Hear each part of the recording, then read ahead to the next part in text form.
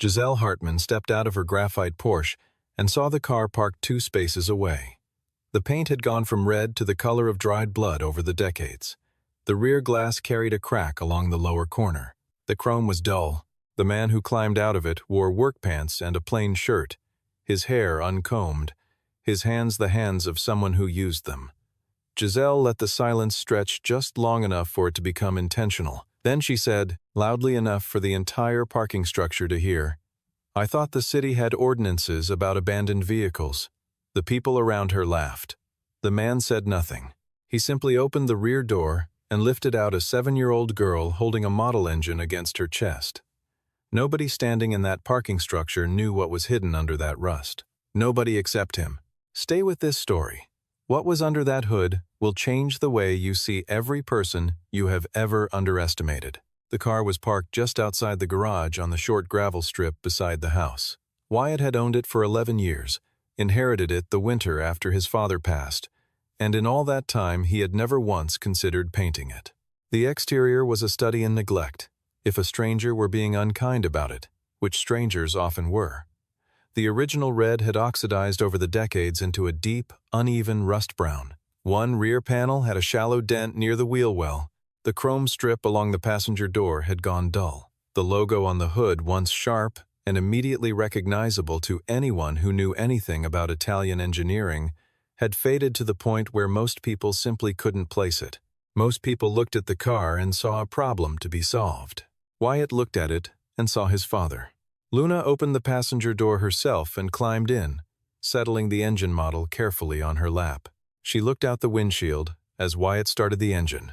And the engine, that extraordinary, impossible engine, turned over with a low, unhurried authority that had nothing to do with age and everything to do with what it was made of. "We going past the fountain today?" Luna asked. "We're going past the Hartman building," Wyatt said. "Your school is running the science fair in that courtyard this year. Remember?" "Oh," she said. Then after a moment, "Can we still see the fountain?" If we're early enough. They were early enough. The Hartman building sat on the western edge of the financial district, 12 floors of glass and dark steel, the kind of structure that announced its own importance before you had read the name above the entrance. Hartman and Associates occupied the top 3 floors. The company consulted on capital investment, acquisition strategy, and asset valuation for clients across North America and Western Europe. It was, by most measures, extraordinarily successful. It was run by a 34-year-old woman named Giselle Hartman, who had built it from a 2-person operation in a sublet office into the firm whose name appeared in financial publications 3 or 4 times a month. That morning, Giselle was on her 3rd call before she had finished her coffee. She drove herself, which she considered a point of personal discipline. The car was a Porsche Cayenne in graphite gray, maintained on a service contract, washed weekly. She believed, and had said so, publicly, more than once, that the way a person maintained the things they owned was a direct indication of how they approached their professional responsibilities. It was a philosophy she had developed in her mid-20s when she was building the firm from nothing and needed frameworks for fast judgment. She had never stopped to examine whether the framework was accurate. It had always seemed obvious enough. Carter Blake, her chief financial officer, was waiting at the building entrance when she arrived, holding 2 folders and his own coffee, in a grip that suggested he had been standing there for some time. Carter was 41, well-dressed, and constitutionally incapable of disagreeing with Giselle on anything that might affect his proximity to power. He was useful for certain things. Giselle understood what he was, even if she had never articulated it to herself in those terms. Diana Walsh was already upstairs at her desk. Diana was 30 years old and had worked as Giselle's personal assistant for nearly 4 years. She was organized, quiet, and possessed of a precision that Giselle valued without fully understanding. Diana did not fill silence for the sake of it. She did not laugh at things she did not find funny. These were qualities Giselle had catalogued as professional virtues, though she had not spent much time considering what they said about Diana as a person. Diana's father, Harold Walsh, was 68 years old and had spent 40 years as a restoration specialist for antique and vintage automobiles. He had retired to a house in western Massachusetts, where he kept 3 unfinished restoration projects in a barn and received weekly calls from his daughter about subjects that had nothing to do with cars, until recently.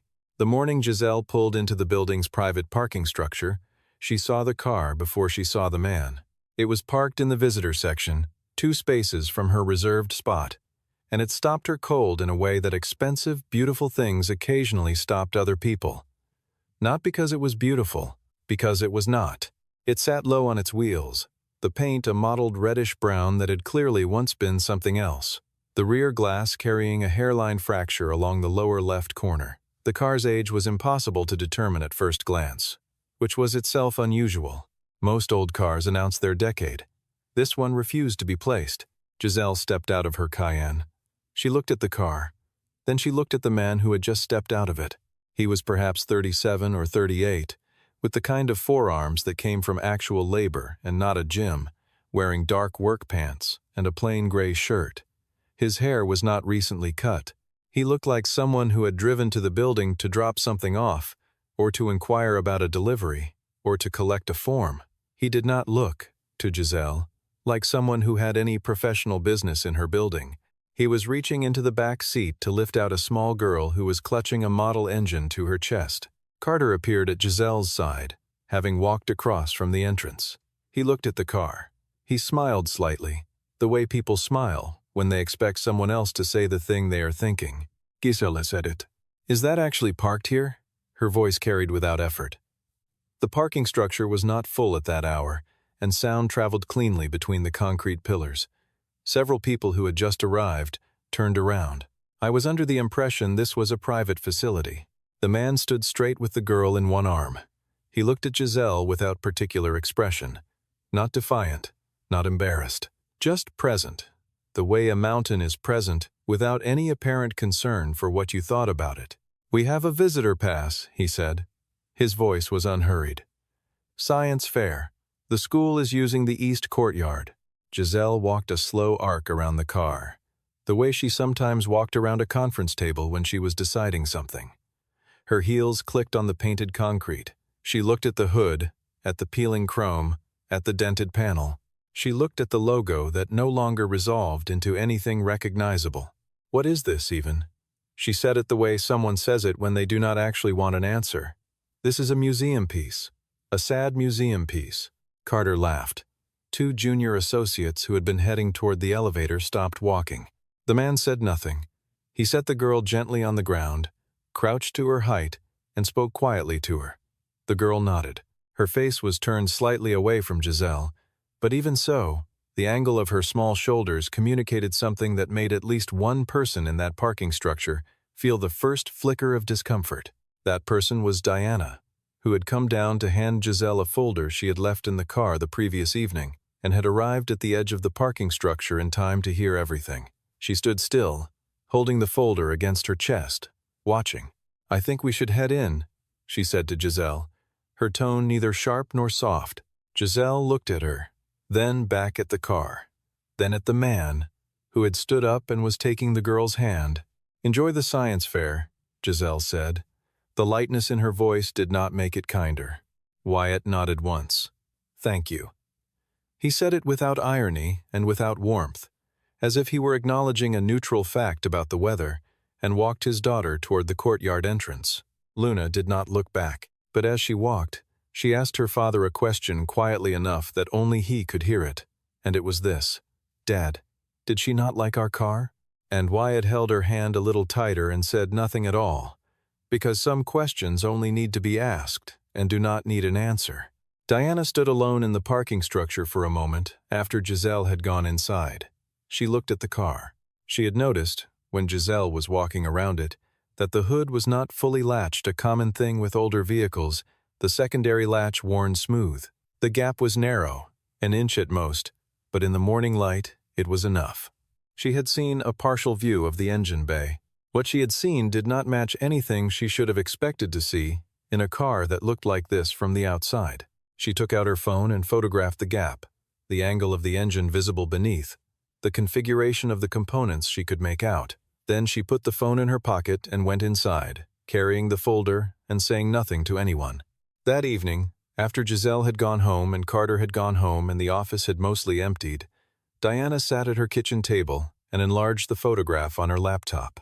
Her father's books were on the shelf behind her, a row of specialized volumes on vintage European automobiles, marks and mechanics and history, the kind of books that accumulate in houses where someone spent a career caring about the subject. She pulled one down, cross-referenced the engine configuration visible in the photo against the illustrations in the chapter she was looking for. Then she called her father. Harold Walsh answered on the second ring, as he always did, from whatever corner of his barn he was occupying that evening. "I have a question," Diana said. "About an engine." There was the sound of a tool being set down. "Go ahead." She described what she had seen. The configuration of the intake manifold, the unusual routing of the oil lines, the shape of the valve covers, which were unlike anything in current production and unlike most things in vintage production that she had ever encountered. Harold was quiet for a long time. "The oil lines?" he said finally. "You said they run in a V-shape off the secondary block?" "Yes. And the valve covers are ribbed lateral ribs, not longitudinal?" "Yes." Another silence. Then, "Diana, where did you see this car?" She told him. He was quiet again. "It could be nothing," he said. "Could be a custom build, someone who knew what they were doing. But if it's what I think it might be, if the chassis matches, and if there's any provenance on that engine, that car is not what it looks like from the outside. What do you think it is?" He told her what he thought it might be, and she wrote it down on the notepad beside her laptop and looked at what she had written for a long moment before she said anything else. The following morning, she found Wyatt Cole in the East Courtyard, collecting his daughter at the end of the science fair. Luna had won second place and was carrying a blue ribbon that was technically red, but she kept calling blue, and Wyatt was listening to her correction of the judge's methodology with the focused attention of someone who genuinely found a 7-year-old's technical arguments interesting. Diana approached at a distance that gave him the opportunity to acknowledge her before she was already upon him. "Mr. Cole." She stopped a few feet away. "I wanted to apologize for yesterday morning. What was said in the parking structure was discourteous. I'm sorry you experienced it." He looked at her for a moment with the same unhurried quality he had shown the previous day. "You weren't the one who said anything. I know. But I was there." He considered this, nodded slightly, as if the distinction she was making had some value. "Your daughter is very good," Diana said, looking at the model engine Luna was now holding up to show a passing stranger who had not asked to see it. "That's a real build. Most kids bring posters." "She put it together herself," Wyatt said. "I showed her the instructions once." "I noticed the engine yesterday," Diana said then, and she said it carefully, watching his face. "Your engine. The configuration. I have some background. My father was a restoration specialist for 40 years. Something shifted in Wyatt's expression. Not surprise exactly. More like the slight alertness of someone who has heard a familiar word in an unexpected place. "You know about engines," he said. "Some. Enough to know that what I saw through your hood was not a standard configuration." He studied her for a moment. She met his eyes without looking away, which she suspected was the only thing that convinced him to do what he did next. He walked to the car, which was still parked in the visitor section, and he lifted the hood. Diana stepped forward and looked into the engine bay. She was quiet for a long time. She moved her angle slightly to catch the light differently. She leaned in and looked at the left side of the engine block, toward the rear, where the light was weakest. There were letters there, written in what appeared to be white paint marker or paint pen, the strokes deliberate and unhurried. A signature in a script that she recognized not from having seen it in person, but from the reproduction she had seen in her father's book, on the frontispiece where it had been used as a chapter header, a piece of history preserved in print. She stepped back. She did not realize she had raised her hand to cover her mouth until she felt the pressure of her own fingers against her lips. "Is this real?" she asked. "Yes," Wyatt said. "Do you know what the car is worth?" He looked at the engine the same way he always looked at it, not with assessment, not with ownership, but with something closer to conversation. "I don't think about it that way." That evening, Diana called her father again and told him what she had seen, and Harold Walsh sat in his barn in western Massachusetts and was quiet for so long that she thought the call had dropped. Then he said, simply, "God." And then he said, That man needs to protect that car, Diana said. I think he already is. 3 weeks later, Hartman and Associates required an independent valuation specialist for the American portion of a major acquisition. The client was Marco Gentile, a 70-year-old Italian collector whose family had been acquiring significant automotive assets since the 1950s.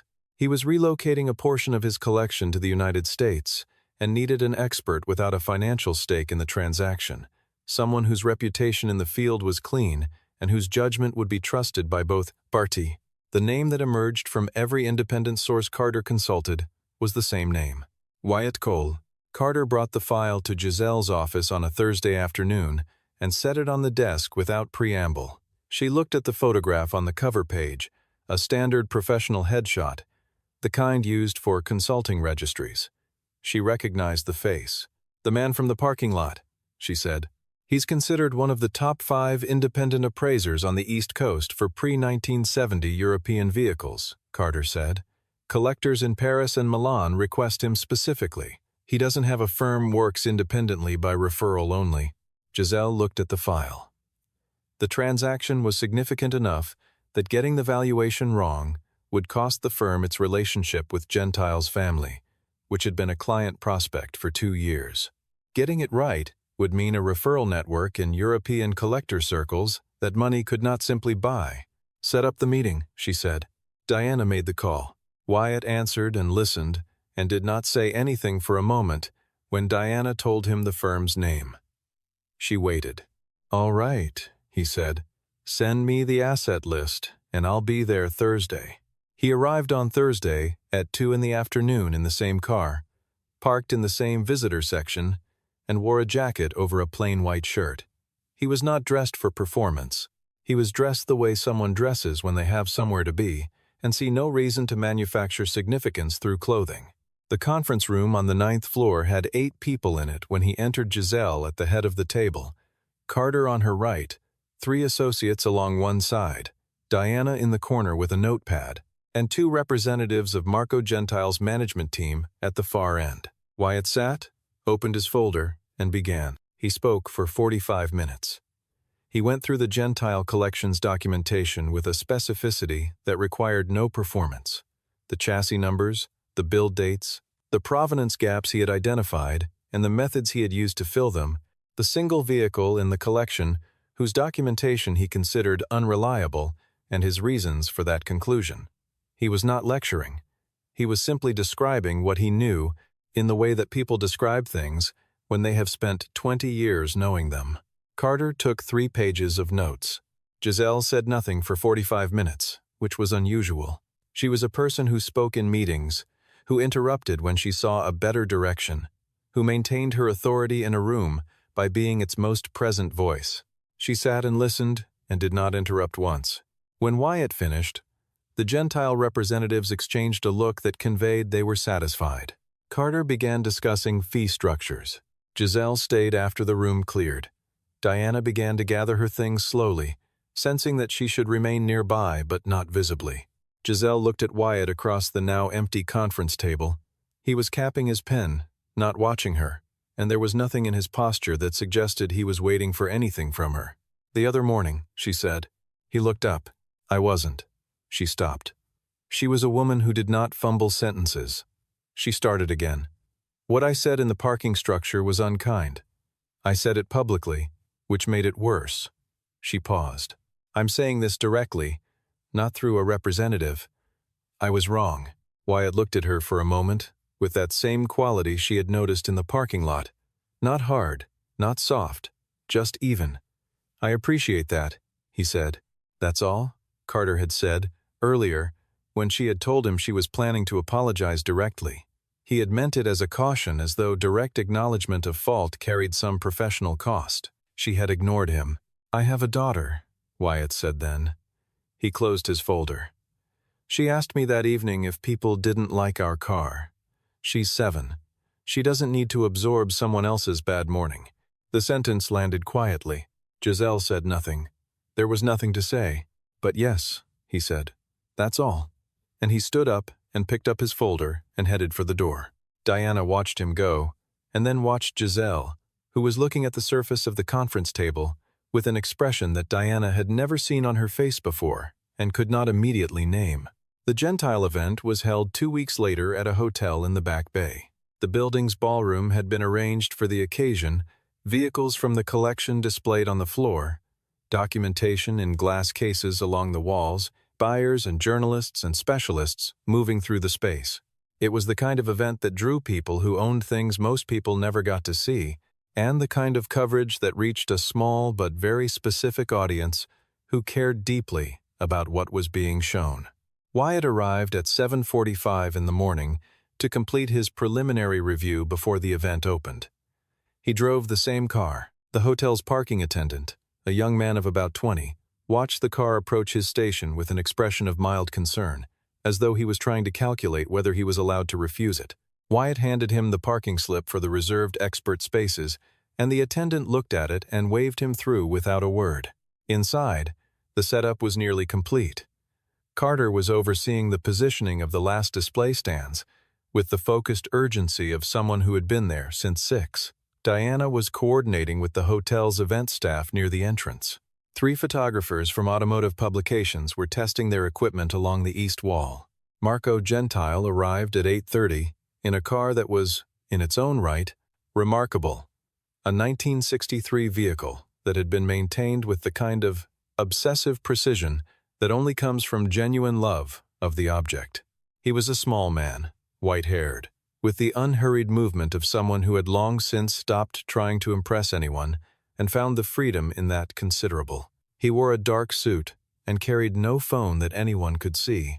He stepped out of his vehicle, paused to exchange a word with his driver, and then walked toward the hotel entrance. He would have walked straight in had something not stopped him. The car, Wyatt's car, was parked near the accessible entrance, apart from the other vehicles in the reserved section, and Marco Gentile stopped walking when he saw it.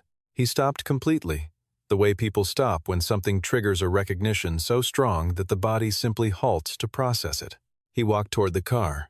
His personal assistant, a woman who had worked for him for 12 years and was not easily surprised, watched him change direction without explanation and followed at a slight distance, unsure what was happening. Marco stood in front of the car and looked at it for a long time. He walked slowly around it, studying the lines of the body, the configuration of the hood. He bent down to look at the angle of the front wheel wells. He straightened and looked at the side profile again. Then he said something in Italian.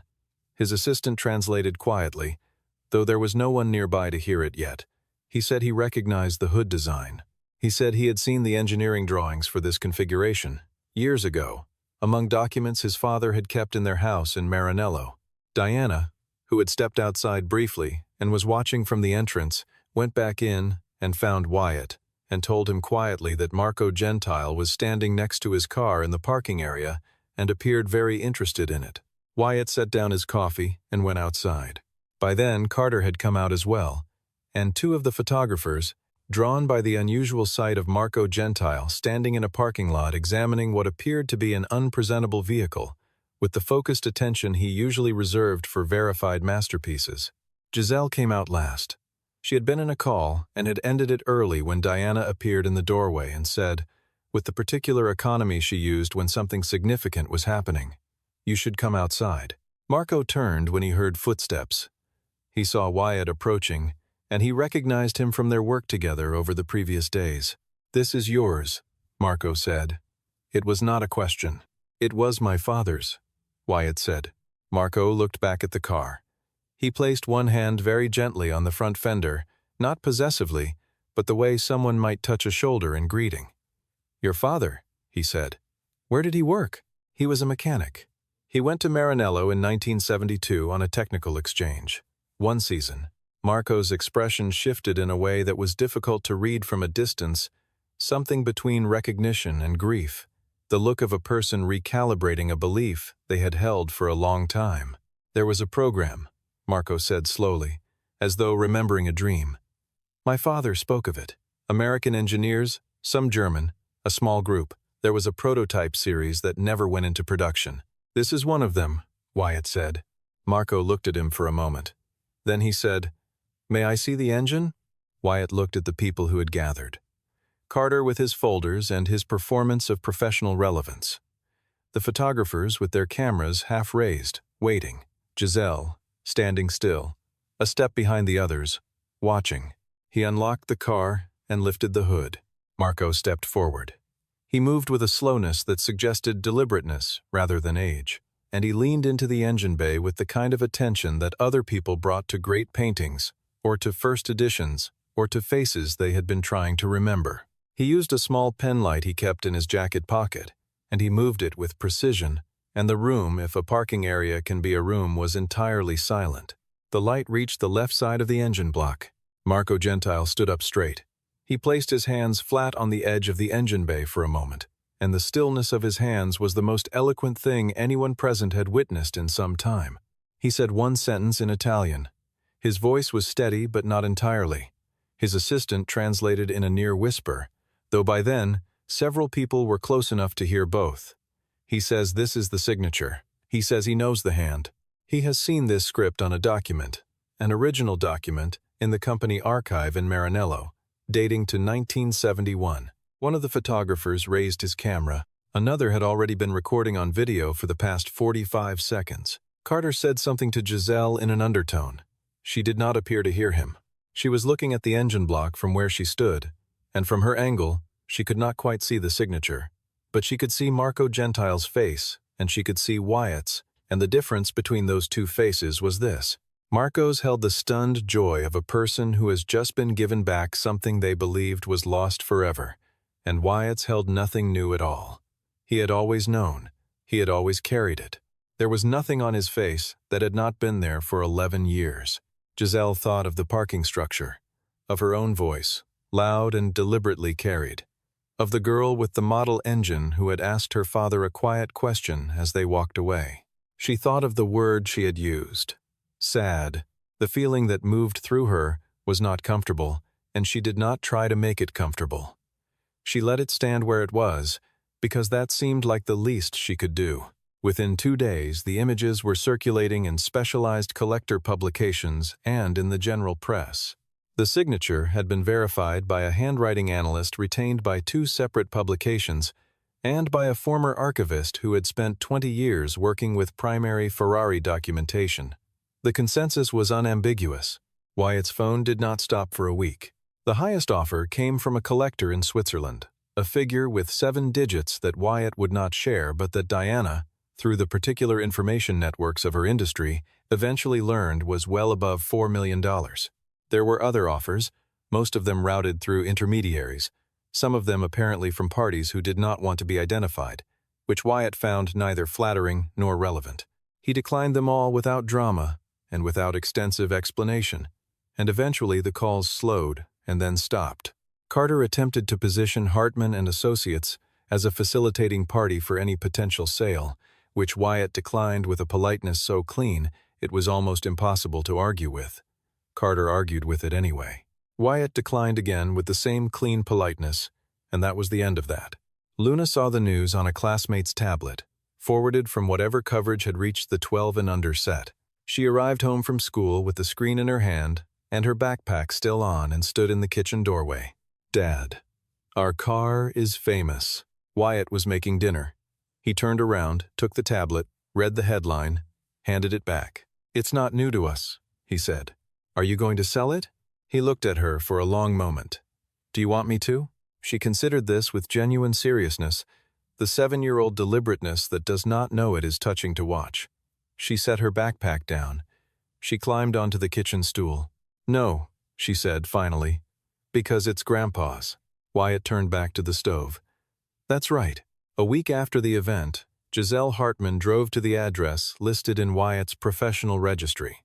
The address led to a residential neighborhood in a suburb northwest of the city, where the houses were modest and the yards were either well-maintained or not maintained at all, with very little in between. Wyatt's property was the latter, a reasonable yard in which a great deal of attention was being paid to things that were not the grass. She did not bring Carter. She did not bring Diana.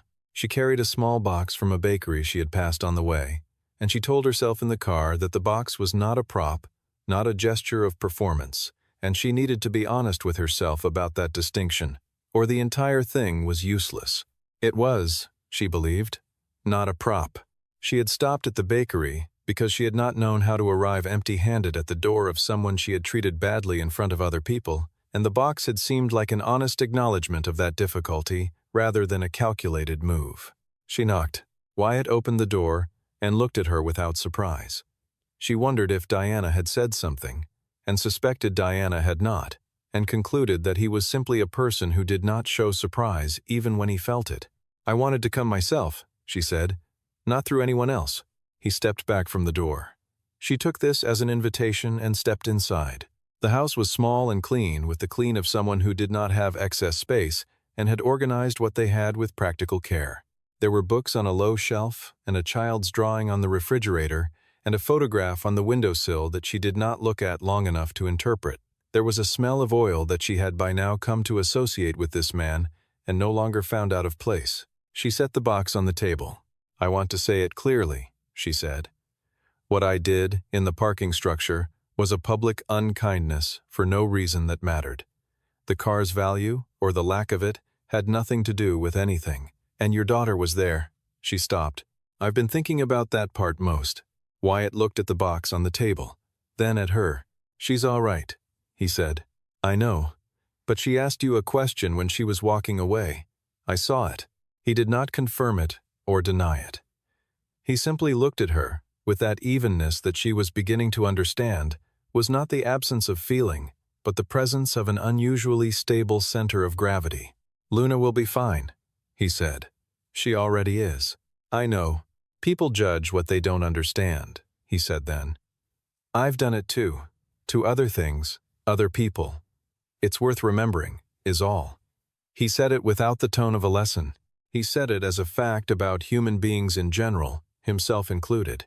Giselle looked at the box on the table. She looked at the photograph on the windowsill, a man who resembled Wyatt enough to be his father, standing beside a car she now recognized, in a yard somewhere warm, smiling at whoever was holding the camera.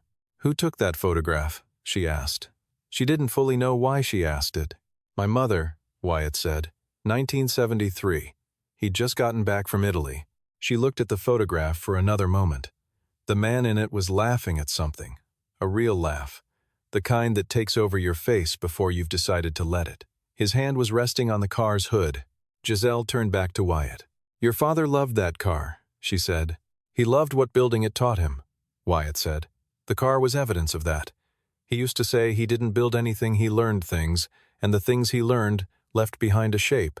That was the car." She had no answer for that. She was not certain an answer was required. She picked up the box from the table and held it out to him. "Luna will like these," she said. "There's a small one in there with pink frosting. The woman at the counter said it was their best one." Wyatt took the box. A small shift occurred in his expression, not forgiveness, exactly. Because forgiveness implied an accounting that neither of them was performing, but something more functional, the simple adjustment of two people who have had a difficult beginning and are deciding, without making a formal decision, to proceed past it. "She'll eat the frosting first," he said. "She always does." Giselle said goodbye and walked back to her car. She sat in it for a moment before starting the engine, looking at the gravel driveway and the house and the garage door that was slightly open, the darkness inside it broken by the visible edge of a familiar vehicle. She thought about a framework she had carried for 10 years, that the outside of a thing was the language of the inside of a thing, that surfaces told the truth about depth. She thought about a car she had looked at and seen nothing. She drove home.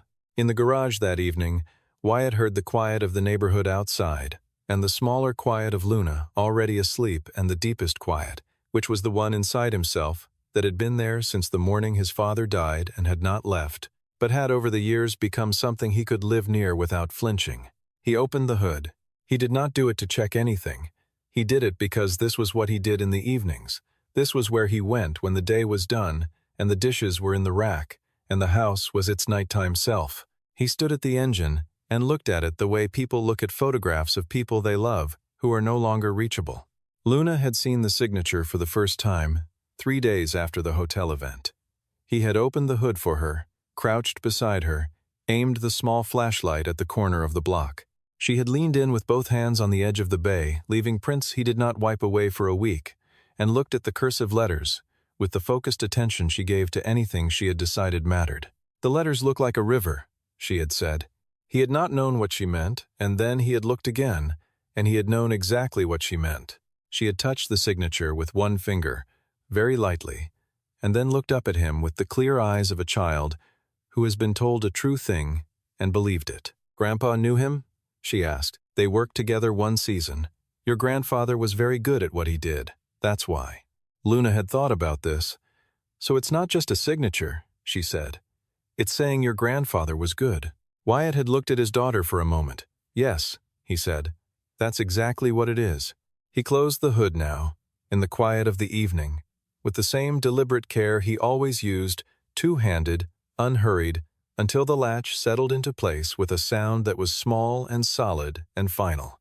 The car stood in the garage in the dark, rust on the outside, silk on the inside, and between those two things, a record of a man who had been good at something and had been recognized for it by someone whose recognition meant something, and whose son had carried that recognition for 11 years without telling anyone, because some things do not need witnesses to be true. Down the hall, Luna was asleep. The model engine she had built was on the shelf above her bed, beside the blue ribbon that was technically red. Her window was cracked open, and the late spring air moved through it in a way that barely disturbed the curtain. Wyatt turned out the light in the garage and walked back inside. Everything that had happened was over, and everything that had always been true was still true, and the house was quiet, and that was enough.